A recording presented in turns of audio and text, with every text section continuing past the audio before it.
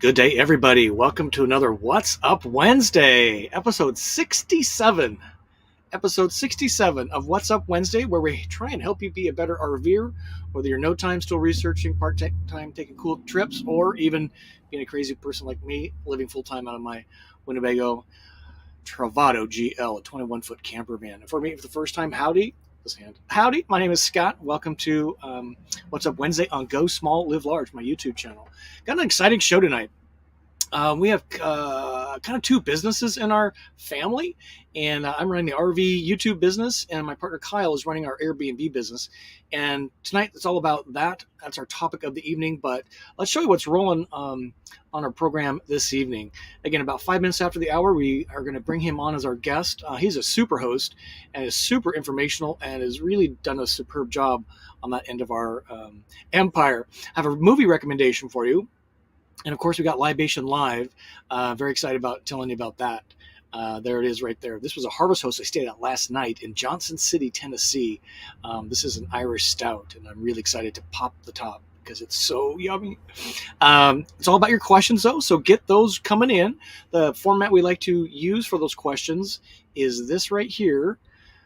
3 stars, 3 question marks. Helps me find your question more readily. And the question we always like to know right out of the gate is, where are you watching from?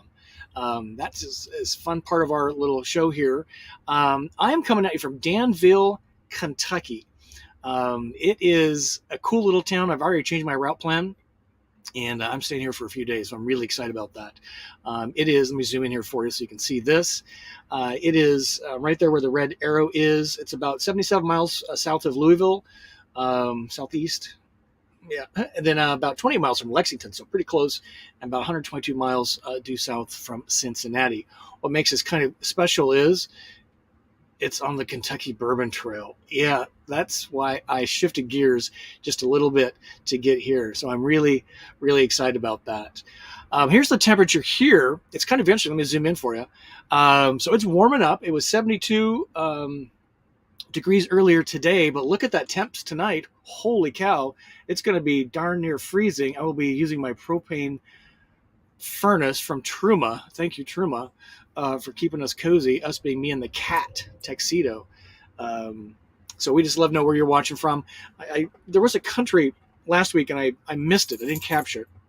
So if you're watching from a country that's not the United States, we would sure like to know that. We got a video coming up for you on Sunday. It's going to premiere. It's going to be, let me zoom in here for you because let's hit that a little bit. It's going to premiere at 5:40 p.m. Central. We're going to show you kind of a different video on land buying. There's been kind of a trend with YouTubers of getting off the road full-time, maybe more part-time, and buying land and kind of sheltering down. That's the wrong word. I don't know, getting their home base put together on some land. So I got a kind of a unique twist on this. I think you're going to enjoy that. And of course, we have our survey says questions, 2 really cool questions tonight that I think you'll like. And hey, if you're having a good day, give a thumb up. I just always do this right. Give it a thumb up if you're having a good day. And let's just say a quick shout out to some folks, and then we'll get right into our guest who's waiting patiently in the backstage. So let's take that off and oh yes, well, we'll do that in just a second. Okay, just say hi to a few folks. We've got a fair group in here already today, which is just great. So we got Canton, Ohio in the house. Good to see you. Northern Ohio checking in. Irish Stout sounds amazing. Yeah, it's really going to be great. You're going to find some really amazing places in Nashville, sir. Let me assure you. Very good on that. And here's Ron checking in from New York. Appreciate that. Here's Mary, Hurricane, Utah. Interesting. There's Jane. They have a Travado just like mine. Theirs is white, called Discovery, which is cool. There's Steve in the house. Good to see you. Oh, Louisville. Going to be there in a few days. Pretty excited about that. There's Arkansas Tracy. I think I owe you a call, sir. I noticed you called and I was hunkered down doing this, so we'll call you back tomorrow. Thank you for that. Camano Island, Washington. That's cool. Kyle and I used to live in Seattle. Camano's kind of up by Orcas Island, is that right? Or Whidbey? It's one of those islands in the Puget Sound out of Seattle. Lake Shawnee. Hey, Gary, good to see you. Indianapolis. Going to be driving through your fair city. Looking forward to that. Sherry, for a few minutes. Yeah, I think you had something else going on tonight, but good to see you. That's a good segue. So we'll say hi to some others as we go through the evening, but I want to remind folks of this, and I've had a wrong date. Sometimes me and my calendar and my brain don't sync, but we have a very special Embassy RV YouTube Live. It's next Friday, the 29th at 2:30 p.m. Central. So if you are a person looking for an RV, shopping around, you want to look at some really different things, Embassy RV should be on your list for sure. We're going to zero in and talk about HVAC systems in an RV, because that they do approach those very differently than everybody else, and it's RV HVAC done better with Terry Minix, the VP at Embassy. So we are really excited about that, and we'll have some cool announcements, I think, also on that program. So join us for that. All right. So I think. Yes, if you are into these kind of topics about camper vans in particular, tours, places, or products, then subscribe to the channel. You don't want to miss a single video for sure. Those are coming out on Sundays, and What's Up Wednesday, you get notified when we go live. So with that, let's just say hi to a couple more folks, and we'll bring Kyle in, who's patiently waiting. Be with it just a sec, Kyle. It's his first time doing this, so he's going to be great, but he's a little nervous. But we got Sonora in the house. Here's Larry, Simi Valley, Vermont. Oh, Emily from Vermont. That's cool. Here's Fairbanks, Alaska. That's cool. Hey, Jim, what's up? 45 degrees. Yeah, it's spring here. My sinuses, my eyes, and everything are just going berserk. It was kind of interesting coming out of endless summer, and now I'm like, oh my God, everything's starting to bloom. Grove, New Jersey. That's interesting. I haven't heard of that place before. So lots of folks in the house. Here's Canada joining us. Esther, thank you. Appreciate that. And Austin. Oh, Peggy just picked up her new 22 KL today. Hope you're watching What's Up Wednesday from your KL Travado. How cool is that? You've got to be on cloud 9, young lady. That is so awesome. Then being in Texas too, Austin. What's not to like about any of that? Holy cow. All right, so let's bring Kyle in. Kyle, you ready? Let's have yourself come off mute there, and we'll join you. There you go. Have you joined the folks? And there he is, Kyle, live from Endless Summer, West Palm Beach area, Florida. Thanks for joining us. Thank you for having me. So it looks like you might be in an RV, sir. What is that you are in? I'm actually in Reno. That's Kyle's RV. So Reno to use. So we have 2 RVs in the family. We got his and his RVs. I travel in mine. He has like a 1-bedroom apartment parked at the property. So that's how he rolls in his. But just thanks for joining us again tonight. We're really excited about this topic. I think it's going to be informational for a lot of folks. So we're going to zoom in through some of the content.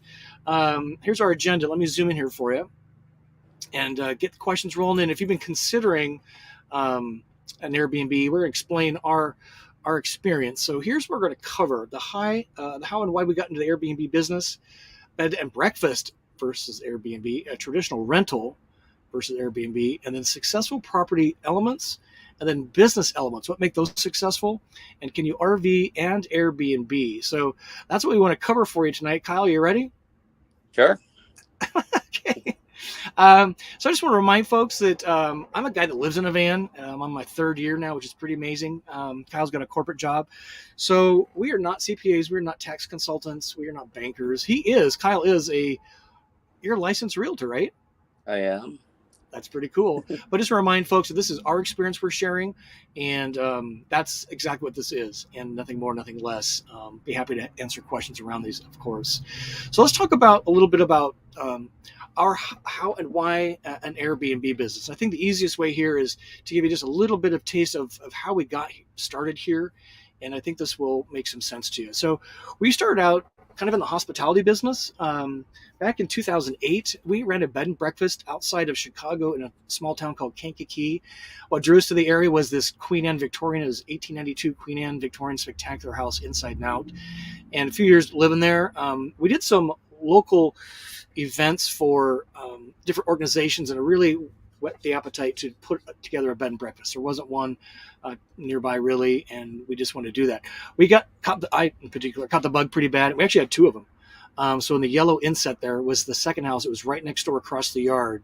The Magruder house here was the main one that was on the corner, and the house in the inset was next to it. So we had 2 properties running as bed and breakfasts. Kyle had a corporate job up in Chicago. I had a corporate job at Apple, and it was a busy time, let me tell you. But here's the problem with bed and breakfast. The first problem is the first word. You're renting a bed, and rarely do we have the entire house sold out, houses sold out by a single family or situation, and rarely do we have every bed filled. So oftentimes it was one bed being rented. The middle picture there, the Christmas tree, every time we had a Airbnb guest or the bed and breakfast guest, it was just like serving Christmas dinner at your house. In this case, Christmas morning breakfast. It was a huge project. If you've done entertain company that way, you know what a project that is. Which leads to the next problem for a bed and breakfast, which is it was really not a lot of money. It was a huge amount of labor, very overhead intensive. And even though we had the most expensive hotel room in the county of Kankakee at $169 for a kind of a one-bedroom suite, mother-in-law suite, it just wasn't making any money. Ran it for like almost 4 years, I think. But we kind of caught the bug. Hospitality. Kyle, anything to add on to that quick synopsis of a little bit of the past?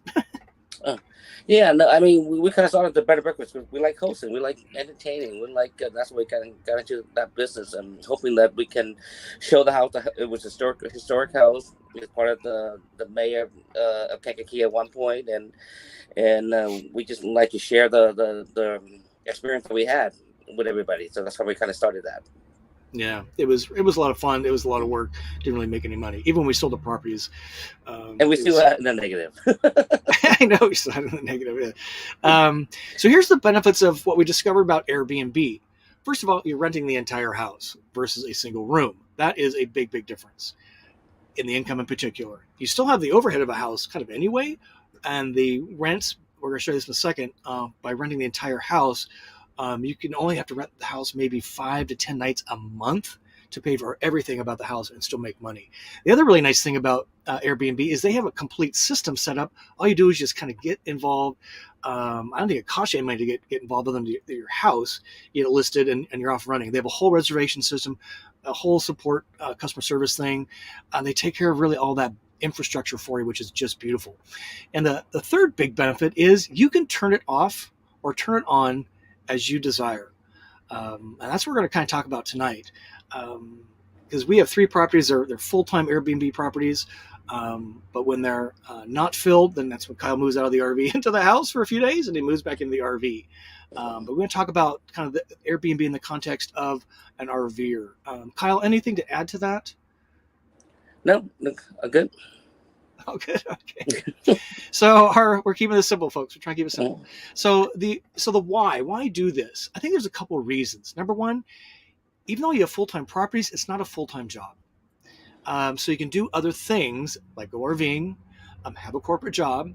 Like a lot of houses, they appreciate. Hopefully, certainly over time, there's been a lot of appreciation going on recently. So you get all the benefits of that, and you get really positive cash flow. So we're going to talk about that as well. Anything to add here, Kyle? Yeah, so I think we're going to get into more later on, but I think it's the reason we kind of got into the Airbnb business at the beginning is because we tried the bed and breakfast, but what we did and what we learned a lot from the bed and breakfast model, and then we took all that everything we have learned and put into the Airbnb business, but we're not using the same concept. We actually changed up things up a little bit. We're not cooking everybody breakfast every day. We're not renting one bed every day. We rent out the whole entire house. We're actually entertaining them, but we're not entertaining them. We set up the amenity for them to entertain themselves. So it's way better. So when they book the whole house, it's a way better cash flow. You're kind of off. You don't have to do a lot of work, but you kind of do a lot of work, but you kind of off on the side. So it's actually there's much work with you involved once you set it up, and then once they stay, just like you staying at the hotel, you go to the hotel, they check you in, and then you're on your own. Unless you need something from the concierge or something up on the front desk or setup, but you're pretty much on your own, but the only thing that's different is, and then they have all this amenity for you, and then you can use it however you want to use. Yeah. Yeah. Yeah, I would agree with all that. And I think one of the key things you said there was you kind of set the property up so they can entertain themselves. We're going to show you some pictures, some examples. I think that's a big part of the success. So many in this audience probably have traditional rentals, have had them in the past, or maybe are considering them. So we want to talk about that because we talked carefully about this before we got going. So the big difference again between a traditional rental and, oops, sorry, give me an image on there so you guys can see that. The big difference is the money. So you might be able to rent a house for, I don't know, 3,000 a month, and the mortgage is maybe 2,000 in utilities and taxes. So you're kind of breaking even, or maybe just a little bit of cash flow. You're really kind of riding on the long-term appreciation of the property itself. We can tell you unequivocally that cash flow is way better with an Airbnb business. That is the difference right on the gate for a traditional Airbnb. Let me show you this, and this will give you a wow factor. Let me zoom in here so you can see this. So again, this is the portfolio we have today. Kyle's doing a great job on this. So if you look at the red circle, this is per night. So if you have a traditional rental, you're getting just one ring in the till every month. This is every night you rent the property. And we're going to talk about why these prices vary, but this is a big difference because of the cash flow. How many nights per month can you rent that house out on a short-term rental? Kyle, what do you want Yeah. to hear? Yeah, so let me jump in and talk about. So Scott mentioned traditional rental, right? So now because I'm a realtor and I have learned a lot on how realtor and how the real estate market kind of work, right? On especially on traditional rental. So when you buy a house, no matter where you're at, in what area you're at, you buy a house. The appraisal is what's going to determine how much that house is worth, and then in that appraisal, there's also something called that what they think the appraiser is going to appraise what they think going to be the rental market analysis is going to be. So, for example, you buy a $300,000 house, and then the appraiser going to look at your $300,000 houses, and then he's going to look at say, okay, so if you couldn't make a payment and you rented out, then he's going to do a market analysis to see if the rent can really support that $300,000 house.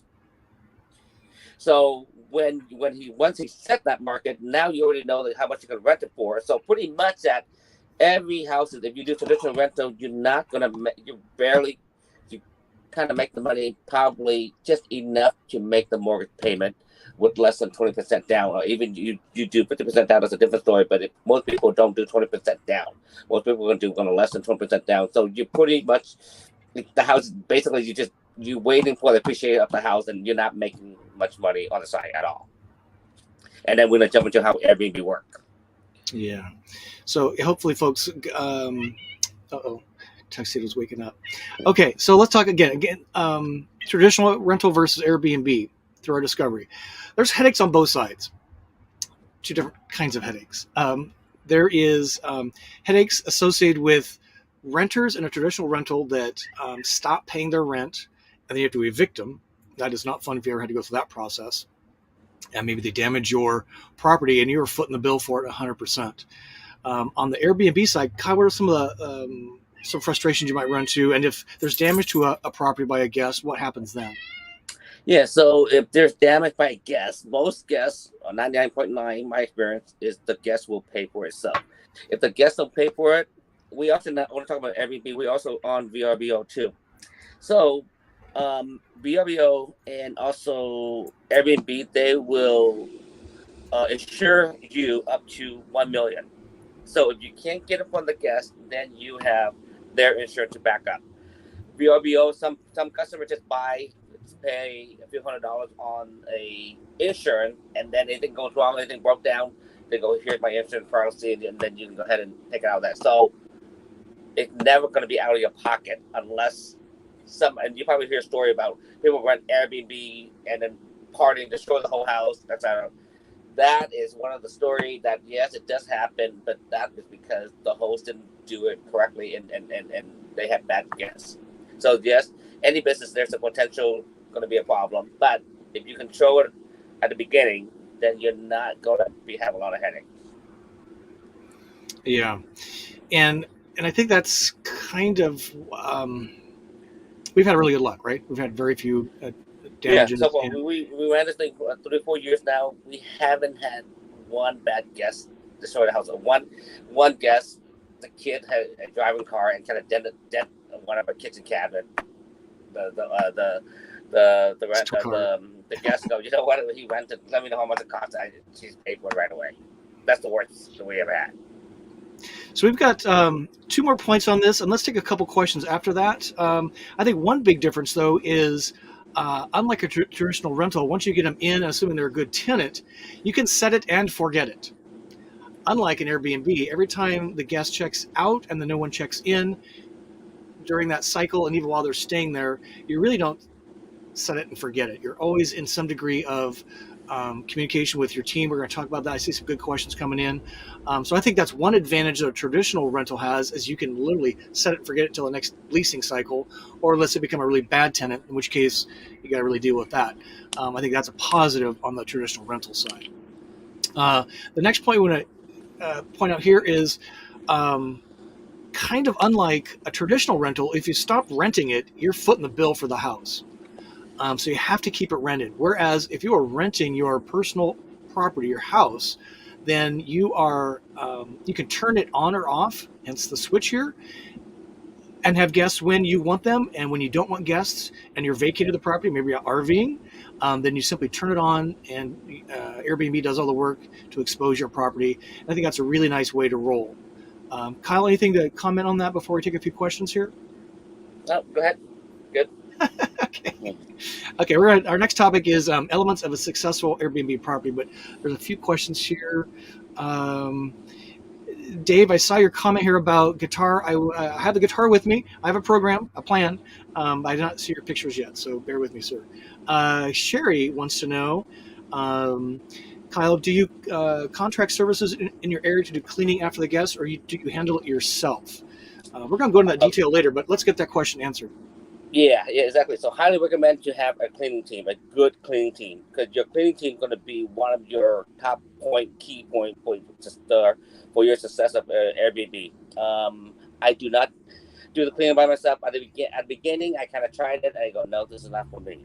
So now I got to figure it out how to build that cost into the rental, and also hire out and be able to pay my cleaners, and then with my team, and also make money at the same time. Kyle, do you so Airbnb, you charge a cleaning fee? All Airbnb properties do. You pay most of that to the cleaning team, so that is not a profit center for you. It is almost a transfer to them, because they do a really good job, and that's why they've been working with you for years, right? You're not cheaping out on it. It's more than a living wage. Right? Correct. Yes, exactly. And then on top of that, that's a good point, Scott. The cleaning fee is paid by the guest anyway. So I took all that proceeds, whatever the charge, and then give it to them. Yes. Teresa's got a good question here. Teresa is in a Coachman Beyond. So cool. Anyway, hi, Kyle. Do you ever have to deal with not so nice guests who leave a mess or cause damage? We talked about the damage a little bit, but I have another question to kind of build on that. And how does Airbnb deal with situations like that? So think about some guests that have had. How do you prevent things like through house rules? And then if something does occur, like somebody puts up a big trampoline slide in the yard, how do you deal with those situations? Yeah, so most of our guests so far been very responsive, right?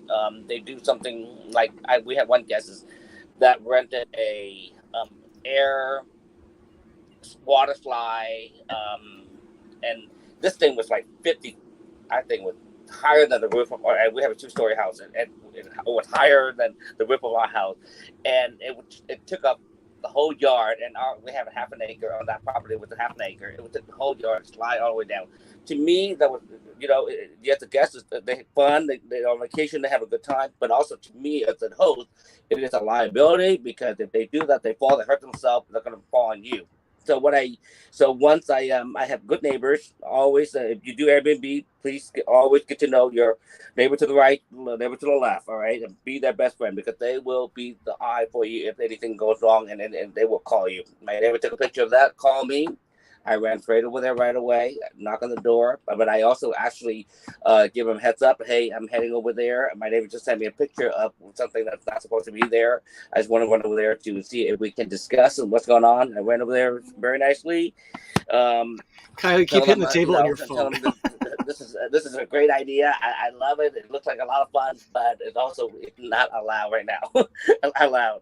So we need this thing. I'll let you guys use it until the end of the day because I know you pay big money for this thing, but this got to go by the end of the day. So they were very happy. They called the truck up and they picked up. Very happy. I just had a very quick scenario. Same thing right here with the guest just check out today, and it's a family of three. Three family with lots of kids. Part of the kids deal with the kids are messy, right? So that's just the way it is. They were bring cereal and they were bring snack in the bedroom, and they will leave crumb all over and everywhere. So that's just the nature of the business, right? But I didn't, my clean crew, say, but they left crumb and bed and everywhere. I go, but yes, that's true, but also it gave you a job, right? Yeah. So I didn't. I said, you know what? I mean, again, you talk to you, they're not your employee; they're kind of like your business partner. So you gotta tell them, you gotta understand that it's part of our business. And some people are clean, some people, some people clean. I have a lot of guests that the house was more cleaner than after before they even after they leave.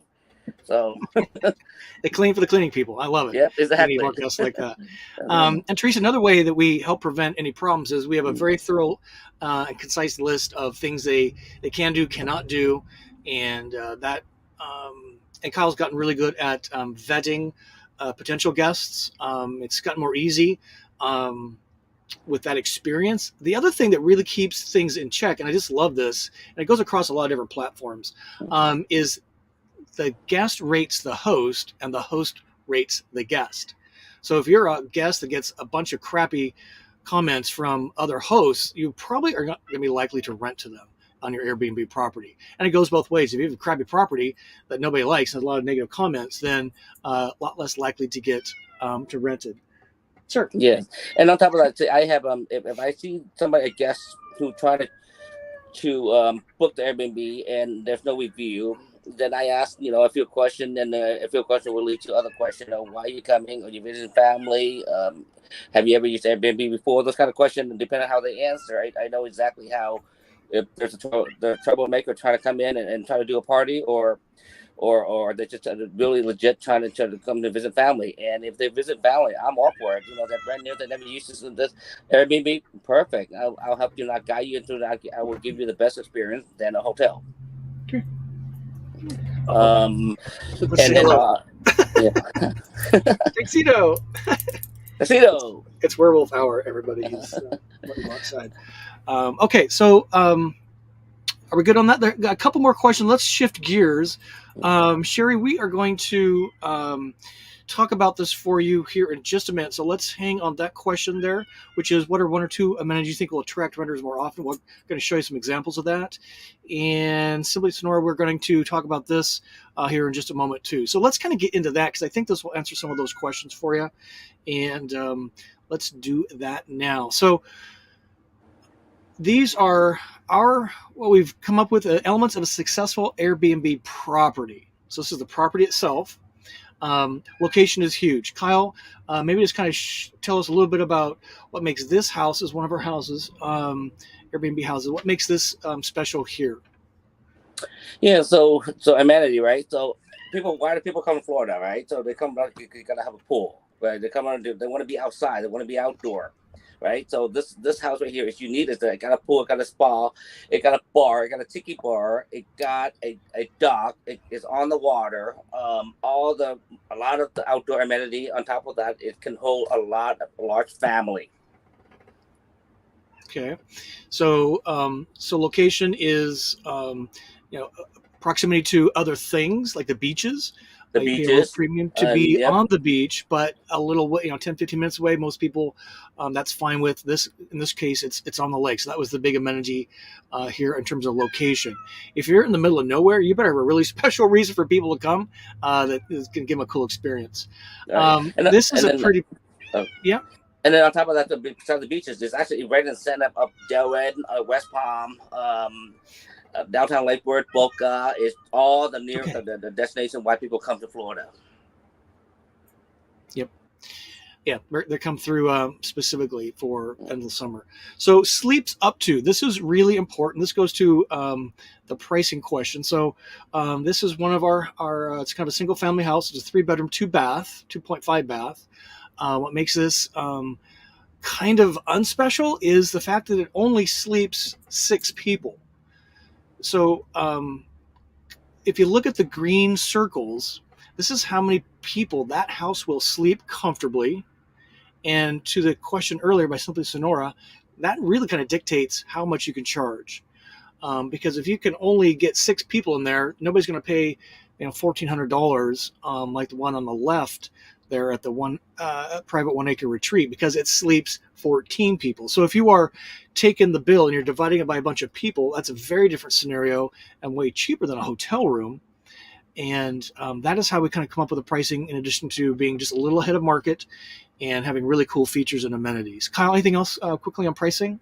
Yeah, and also you want to look at your competitor. What is your competitive market around there doing, right? So you want to be charged. My motto is charge high, but I provide them all the amenity better experience than other competitor around there. So I look at the market around there, what people are renting for, and then I can analyze on what I'm going to charge and what I can provide. And most of our property and the property who other people who I help with, our property is always a lot higher than most standard property. Because the reason for that is because we attract more of the mid to the high end people than to the I don't play in the market on the low end, because those are the people that we're gonna ask them for trouble. Yeah. And this is a good question here. Who decides? Simply Sonora wants to know who decides, and you do, right? The homeowner.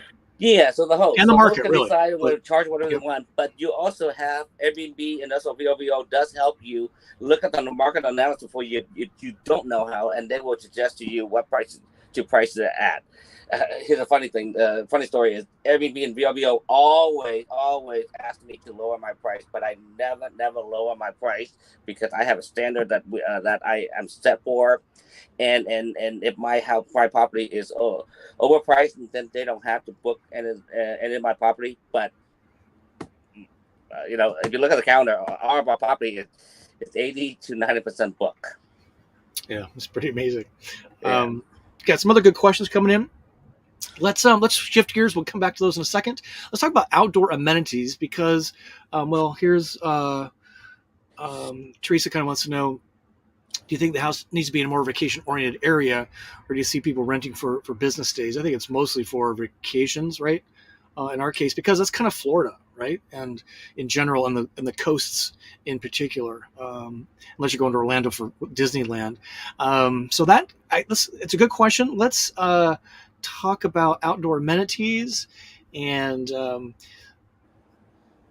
what are we looking at here, Kyle? Quickly, kind of bring the audience around, the viewer, to what are we looking at here?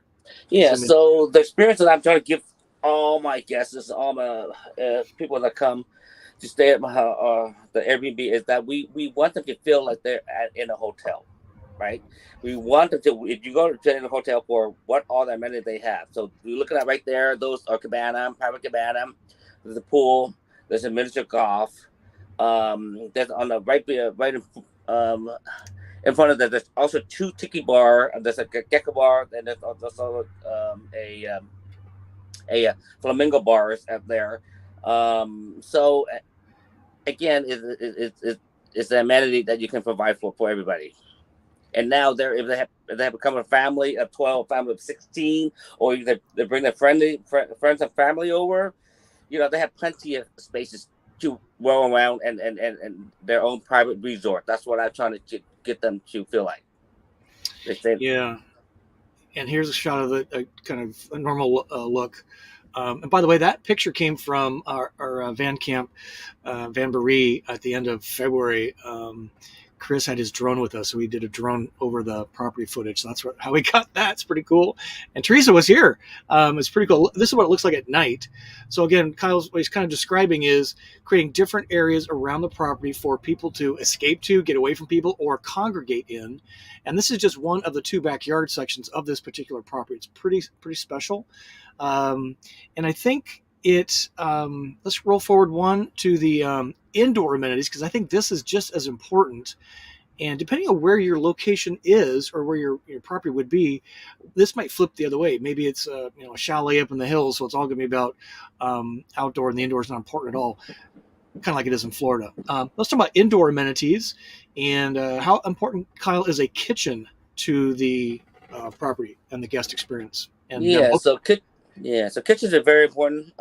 People like to gather, family like to cook. Where do people hang around when they all gather together? It's in the kitchen, always in the kitchen.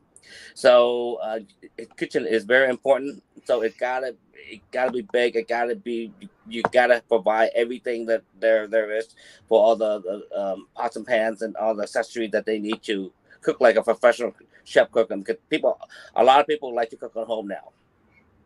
And that's another reason that Airbnb is so popular, because you can split the bill by a bunch of different people. You're all in the same location, which is great. And you can cook and drink at normal grocery store prices, not eating out prices. And that's a huge benefit.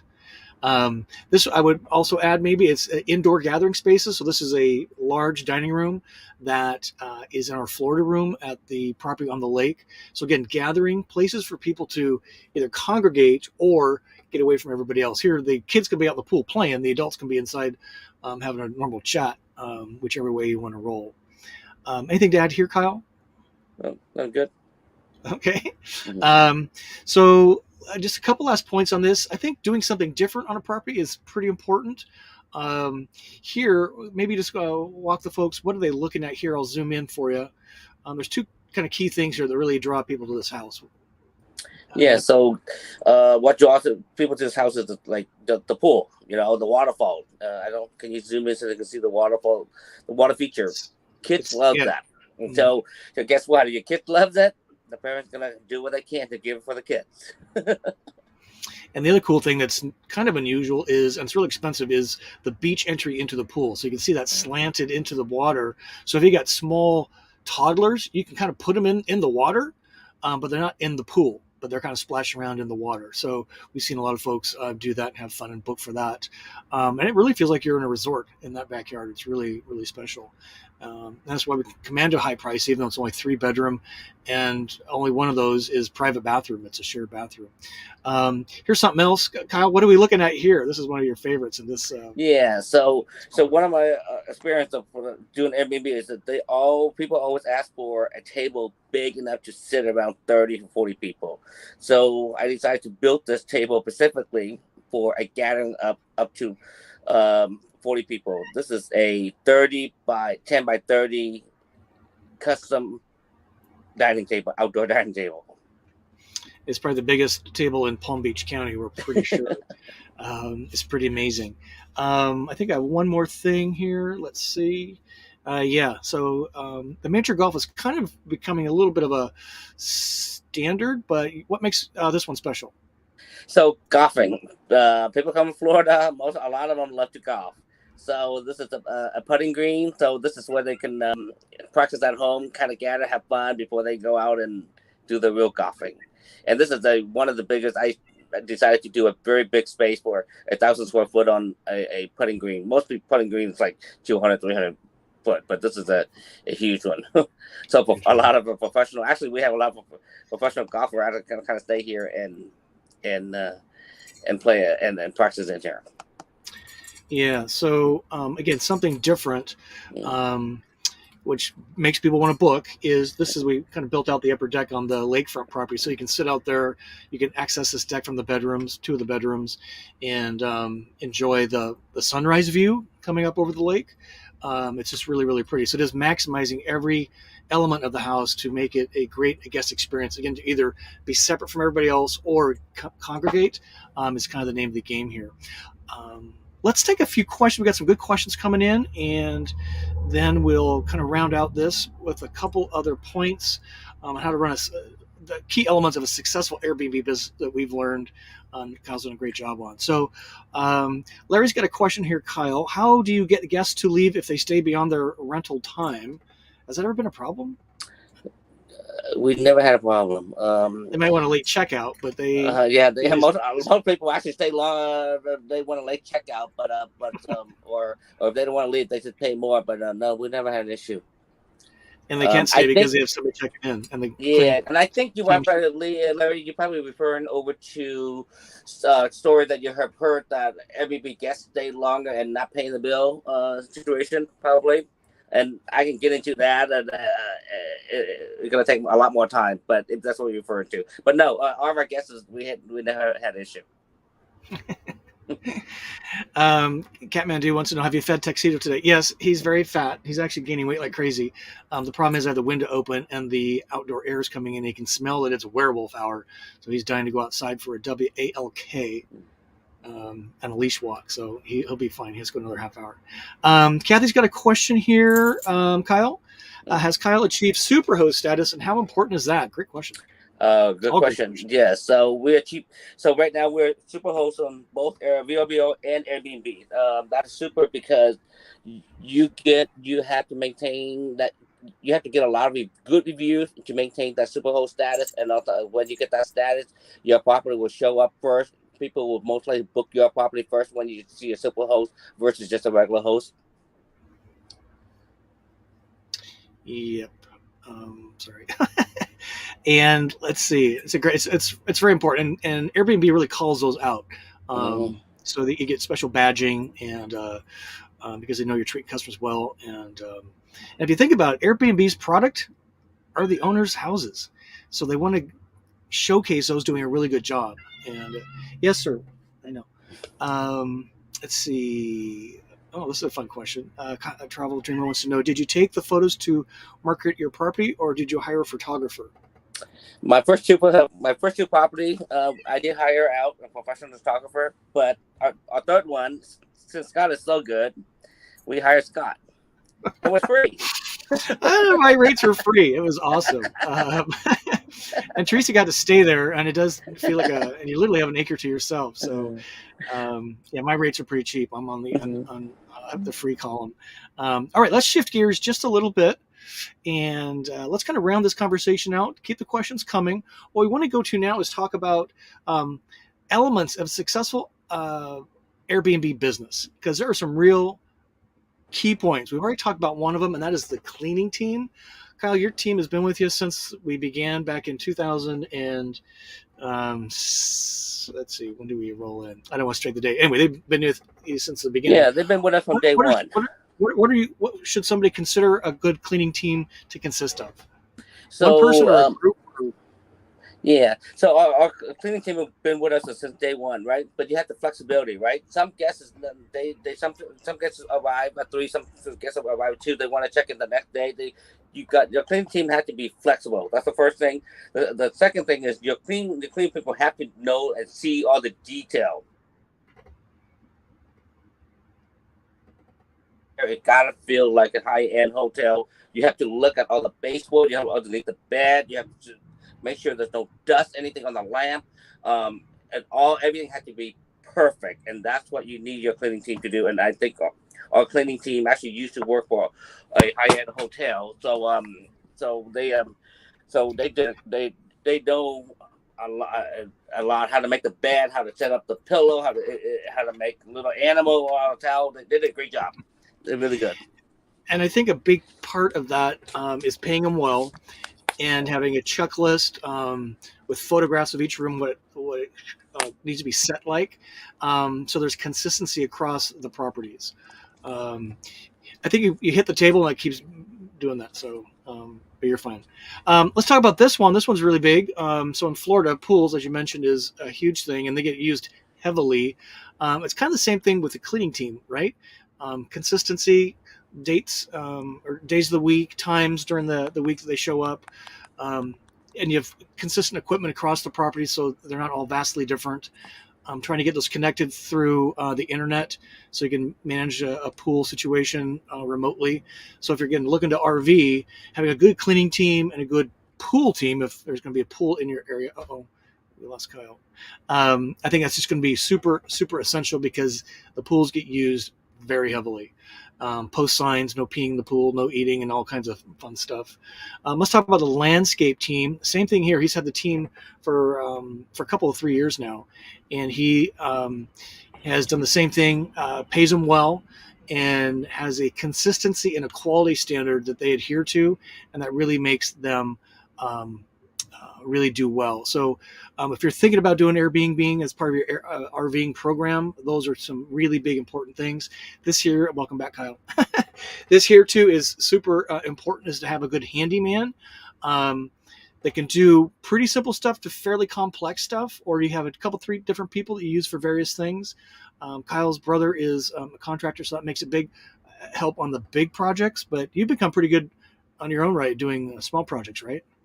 Yeah, so if you're not handy, then make sure you do have a handyman. Because, again, if you are trying to run a 5-star resort or 5-star Airbnb, you got to have the handyman ready to go, regardless what hour of the night that something needs to change. But most of the time, I never experienced somebody call me at 3 a.m.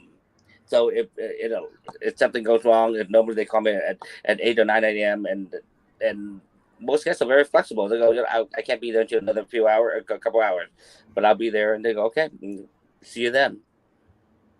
But you got to take care of them. You can't wait for the next day or the day after or the day after. It got to be that same day. Right. Yeah. I think another big key to success we discovered is being an attentive host.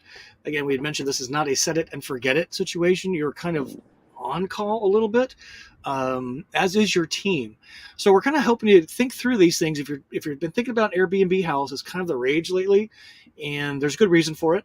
And it can really complement an RVing lifestyle, because if you're going to be gone for a few weeks or months and you have your house kind of set up to be a nice property, you can turn it on, go away, make some money. Your team here, even an on-site property manager or in the area. So if you're not local, you can still be an attentive host either remotely or have a person show up.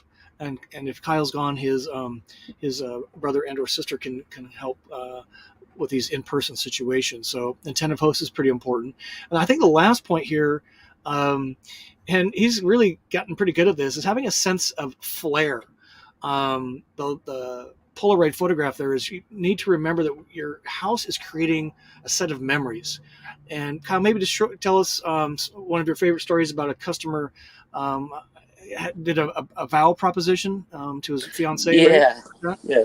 What was So that? we had a couple staying at the house, and of course with family, and it was a surprise that he proposed to her in front of one of the picture that it was in that I think it was really that photo in the dining room, but it was a dining room, and that picture, after he was all done outside her, and then he checked out, and he asked us, Kyle, this picture is bringing a lot of memories to us, because I proposed to my wife in this, and we really loved it, and can we please buy it off of you or something? And I'm looking like, what picture? And then he sent me a picture, like, oh my God, that thing is only a $10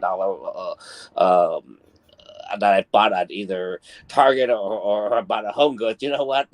I'll give it to you guys as a Christmas, as a gift. You go ahead and take it. But thank you for asking first. Yeah. Not just taking it. Let's look at, we got a couple more questions, but let's take a break. I don't know about you, but I'm parched, and we do Libation live here. So we are coming up quickly at the top of the hour. So let's do a Libation live. Let me see if I can zoom to that really fast.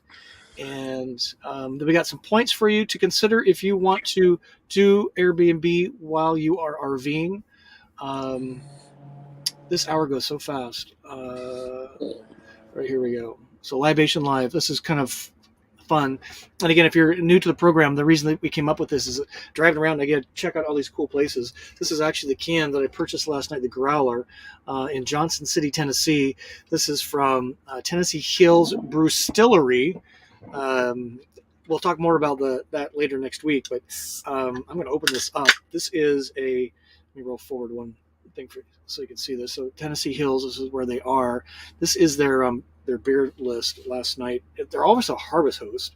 Whoops. This is an Irish stout, and it is. I don't want to make a mess, which I just did. But it's really, really, so yummy. See that?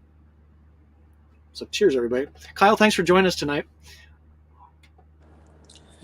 Thank you. That is so yummy.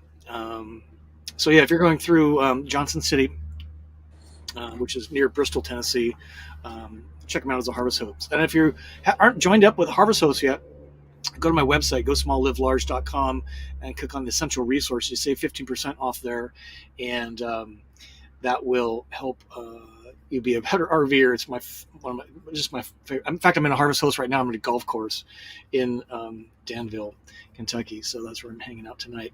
Okay, let's kind of round this out. We're going to talk about Airbnb while RVing. We're going to be a little bit over time tonight. Hope that is okay with everybody. But we've got some good questions coming in.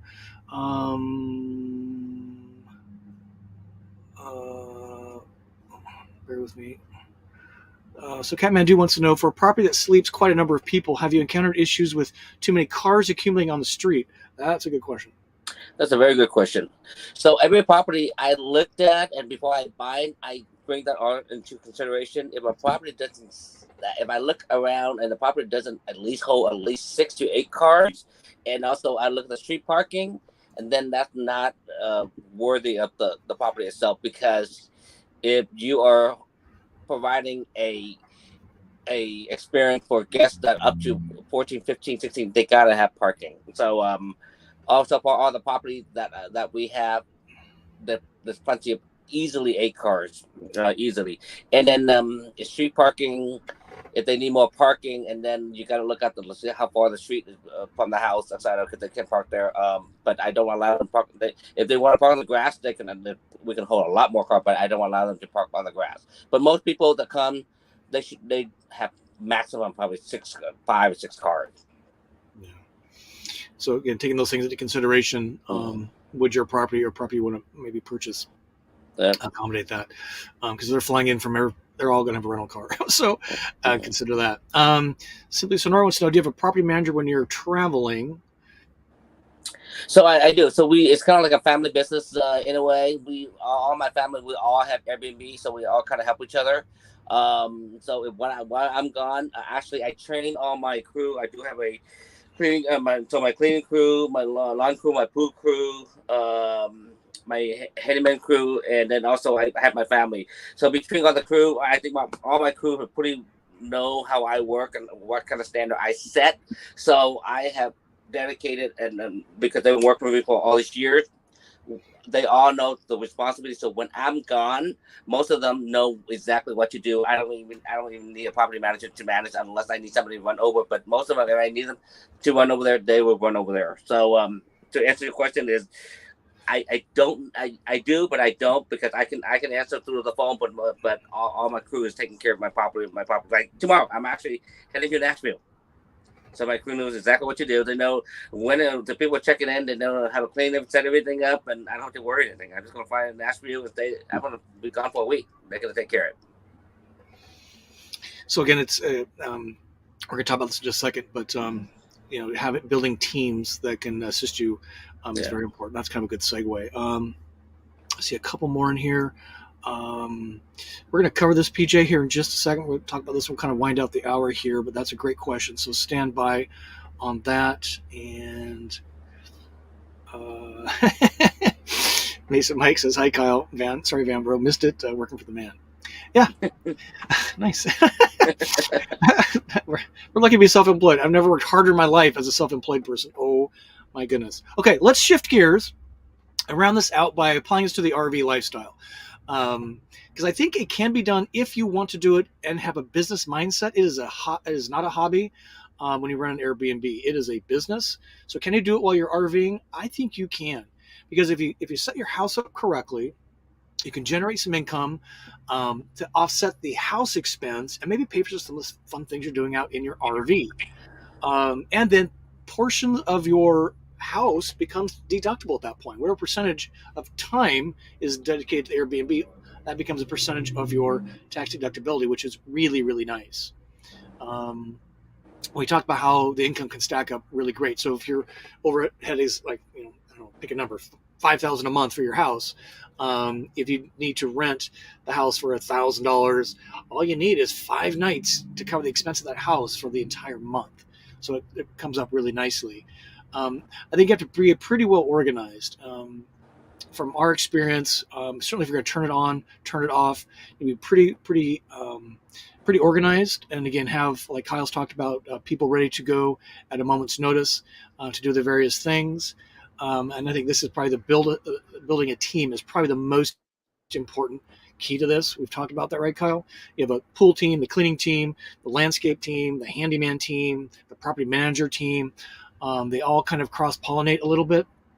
Certainly, if you're doing the property manager, and any points to help the folks with building a team. How do you keep them? How do you find them? Well, I think it's it first of all, you got to reward your team, right? You got to be fair, right? You because you pay them a fair deal, they will come coming back and work for you hard, right? When I first began, I found the cleaning team because we found them through another friend who does Airbnb, and that's who they use. And so they were kind enough to let us share their cleaning crew, and then we can, I kind of test them out, see how they work, etc. And then at the same time, I reward them, and if they do a good job, you got to reward your team, your employee, because if you reward them, they will work harder for you. I think that's to be fair.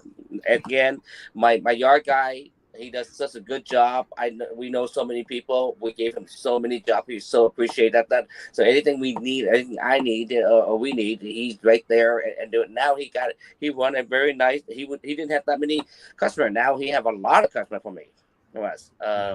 Same thing with handyman. We have a lot of people that does construction and always need people. So you always have work.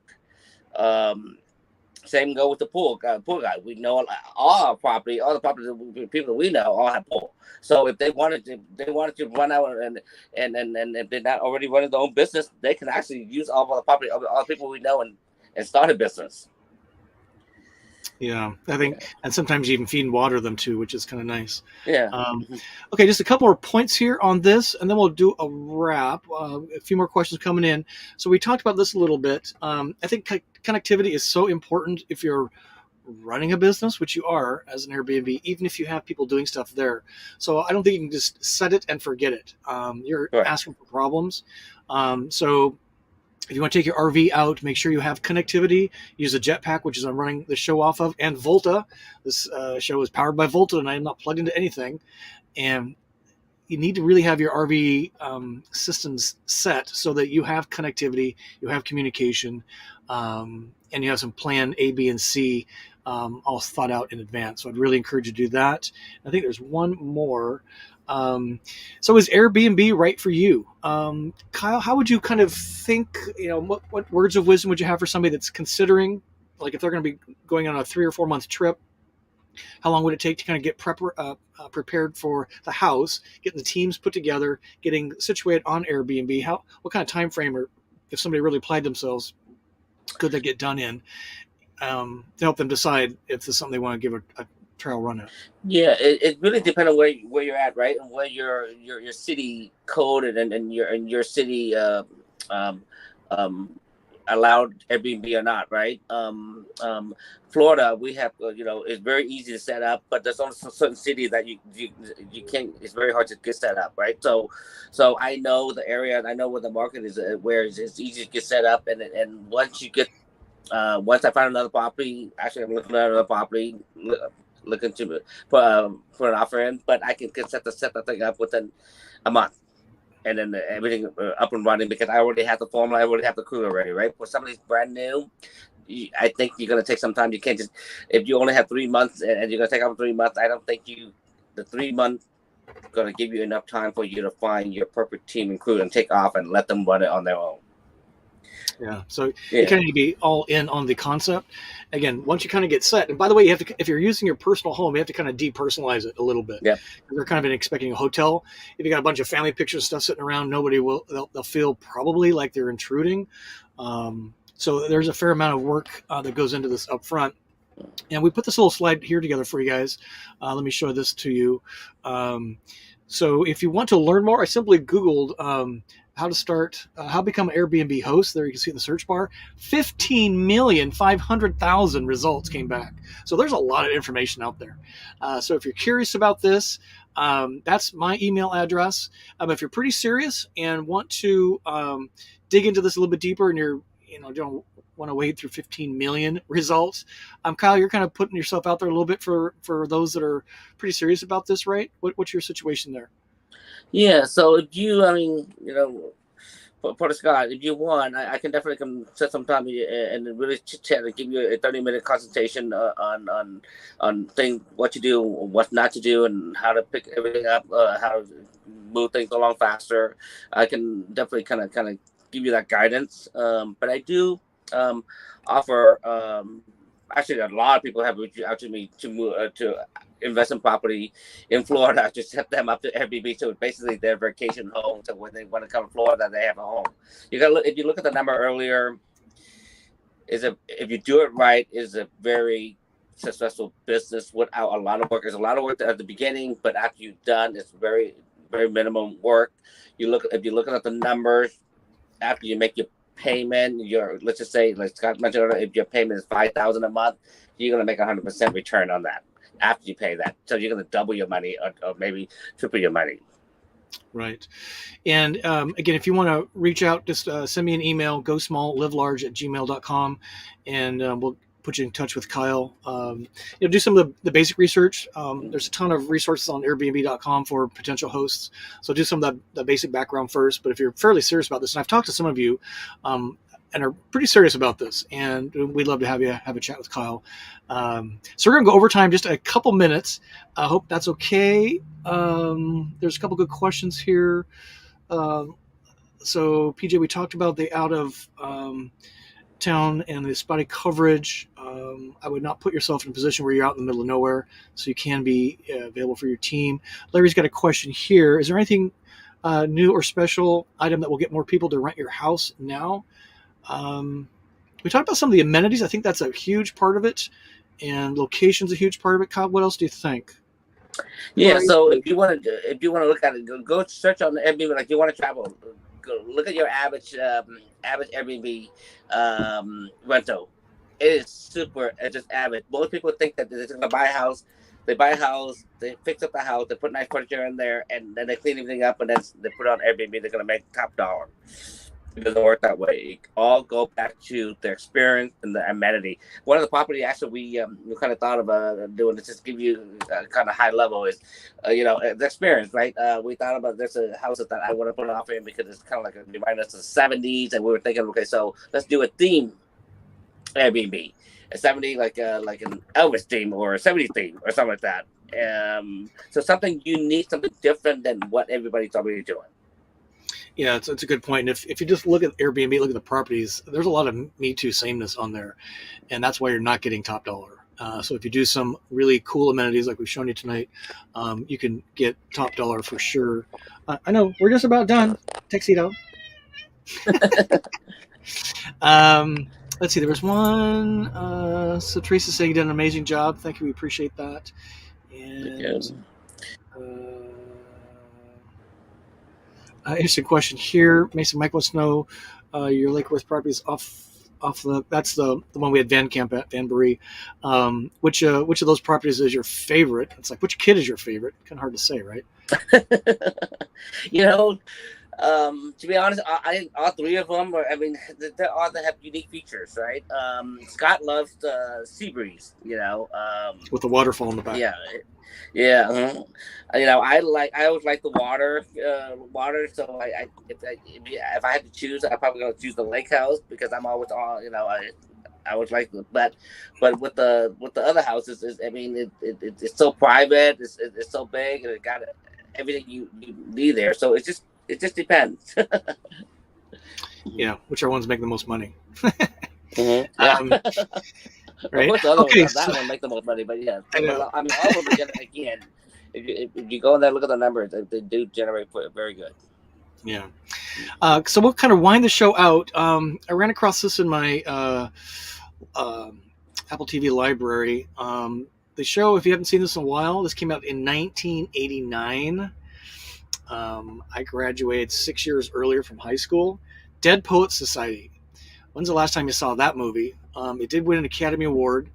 Robin Williams was the star, who's no longer with us. And the grumpy old schoolmaster, he just died recently, like in the last couple of years. He was 106 years old. I think he was 106 years old in that movie. So if you haven't seen that in a while, it's really a good carpe diem feeling. If you know what that is, seize the day. And I think RVers, we like to seize the day, and the curiosity and all the things we get to see and taste and smell as RVers. This just strikes the chord with me. I almost brought me to tears because it was so poignant. I hadn't seen this movie in a long time, and it's an old movie, but it is still a good one. So my recommendation for you this week is to pull that out and take a look at it. And Kyle, we lost you. I don't know what happened.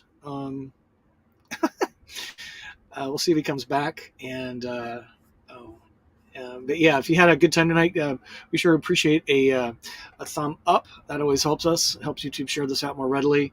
And as always, we just thank each and every one of you for pushing me forward, pushing us forward, and just being part of our success and bringing us such great joy. So with that, we say thank you for another What's Up Wednesday, being part of this, whether you're watching the live or the replay. And a big cheers to y'all. And hope you got your taxes in. Tax day was last Monday. And we got a bunch more coming your way. We'll see you on Sunday night when we premiere Buying Land for RV. And we'll premiere that at 5:40 p.m. Central. And then we'll see you next week for YouTube Live on What's Up Wednesday. So until we see you then, I will say thank you and journey on. I'm going to walk the cat. Okay. Take